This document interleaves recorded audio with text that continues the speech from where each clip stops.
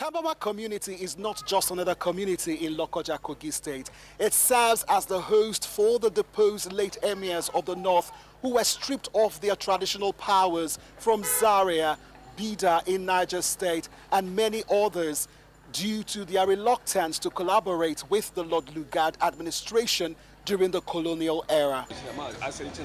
Their graves are more than burial sites. They are silent monuments of defiance and displacement, etched in Nigeria's history. Born 1864 in Kano's royal palace, Aliyu Abdullahi, known as Aliyu Buba, was a warrior, scholar, and father of 28. He ruled Kano until British forces stormed the city in February 1903. After a failed Mahdist migration, he was captured in present-day Niger, handed to British, exiled first to Yola and then to Lokoja. He died here in 1926, grandfather of the current emir of Kano. His stand remains a powerful emblem of northern resistance. Ibrahim Abubakar, born late 19th century in Bida, became Etsu Nupe in 1901.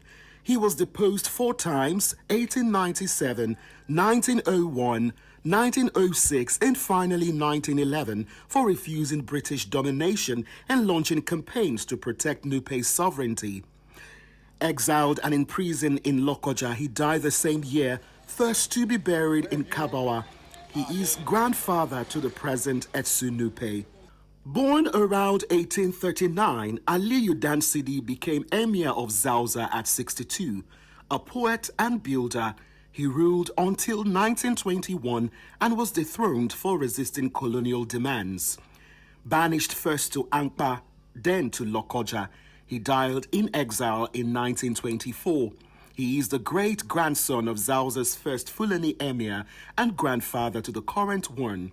His poetry, including Waka Kano, lives on. Mohammed Aliyu of Gwandu was removed around 1902 for opposing British expansion.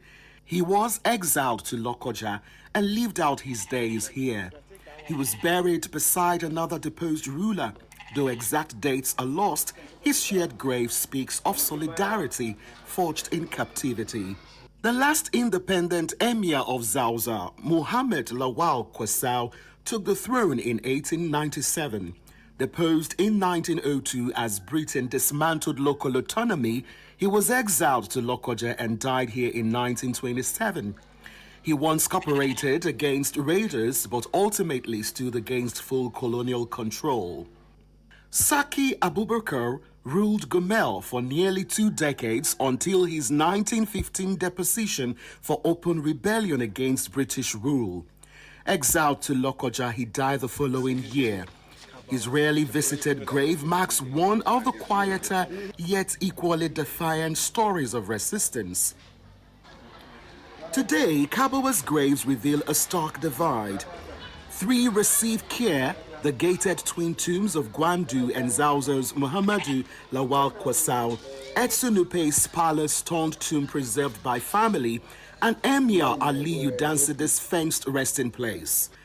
But 3 others suffer neglect. Emir Aliyu Baba of Kano's overgrown site inside a schoolyard, and Saki Abubakar of Gumel's seldom-tended grave, and others quietly disappearing under time and weeds. These are not just graves. They are national history, still waiting for the respect they earned through courage. A direct descendant of Emir Aliyu Abdullahi of Kano, now a teacher living in Kabawa, who carries the family's memory forward, speaks to News Central. This is our great-grandfather, the 5th. That is Aliyu Mesongo, which is being dethroned by the colonials, while he was in Kano. And this is where they brought him as an exile. He's been here for almost since 1940 something, I think, to be precise. He was here for a very long time. Even the emir then, he was the one that given this plot up to this hill. So there's a lot of trees that has been, a mango tree that has been assembled here. But due to the negligence after his departure, all this mice, then I think the community and some other people take over the entire place. The general manager of the Kogi State Tourism Board explains what the state has done.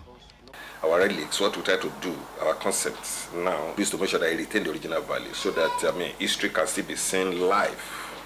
So for restoration, we are trying to work on that. From the national perspective, the curator of the National Museum outlines why protection remains limited. The monuments has to be declared as national monuments before we can now take charge when it comes to the preservation. Historian and Professor Audu places these emirs in the larger story of Nigeria's colonial resistance. Colonial masters did not in any way want anybody to resist their attempt to impose their rules in northern Nigeria. And what does it? It goes a long way to subjugate the traditional rulers' authority, African traditional rulers' authority. Okay.